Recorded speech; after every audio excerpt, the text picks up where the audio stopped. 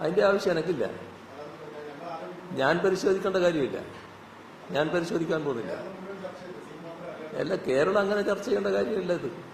ഇത് സാധാരണ നിരക്ക് ഗൺമാൻ എന്ന് പറയുന്നത് എന്റെ പ്രൊട്ടക്ഷന് വേണ്ടിയുള്ള ആളാണ്. ആ ഗൺമാൻ എന്റെ കൂടെ തന്നെയാണല്ലോ ഉള്ളത്. എല്ലാ വേറെ വാഹനത്തിലല്ല. ആ ബസ്സിന് നേരെ ആരെങ്കിലും ആക്രമണത്തിന് വന്നാൽ അതിനാണ് അതിന്റെ മുന്നിലും പിന്നിലും എന്റെ കൂടെയുള്ളവരുള്ളത്. ആ ഗൺമാൻ എന്റെ പിന്നിൽ തന്നെയാണുള്ളത്. ആ ബസ്സിന്റെ കൂടെ തന്നെയാണ്. ബസ്സിന് നേരെ ആക്രമിക്കാൻ വന്നാൽ അതും എന്റെ നേരെയുള്ള ആക്രമണമായിട്ട് തന്നെയാണ് വരിക. ഞങ്ങളുടെ നേരെയുള്ള ആക്രമണമായിട്ടാണ് വരിക. നിങ്ങൾ പോലീസ് പിടിച്ചതൊന്നുമല്ല പ്രശ്നം. ഇവിടെ ബസ്സിന് നേരെ ആക്രമിക്കാൻ വന്നാൽ സ്വാഭാവികമായിട്ടും ഗൺമാൻ ഇടപെടുന്ന നില വരും. ബസ്സിന് നേരെ ആക്രമിക്കാൻ വന്നു എന്നാണ് ഇപ്പൊ മനസ്സിലാക്കുന്നത്. അതല്ലേ പുറകിൽ നിന്നുണ്ടാകുന്നത്. ഞാൻ മുന്നിലുള്ള കാര്യങ്ങൾ ഉണ്ടായില്ലല്ലോ. കരിങ്കൊടി കാണിച്ച പ്രശ്നമല്ല. കരിങ്കൊടി കാണിച്ചതിനൊന്നും പ്രശ്നമില്ല. കരിങ്കൊടി കാണിച്ചതിനൊന്നും ആരെയും ആക്രമിക്കുന്ന നിലയൊന്നും ഉണ്ടാകുന്നില്ല.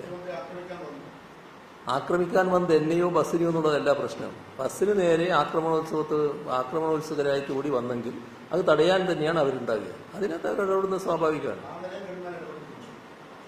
നിങ്ങളുടെ ചോദ്യം കോടതിയിൽ ചോദിച്ചാൽ മതി കേട്ടോ. നിങ്ങൾ പത്രസമ്മേളനത്തിലെ ചോദ്യം ചോദിച്ചാൽ മതി.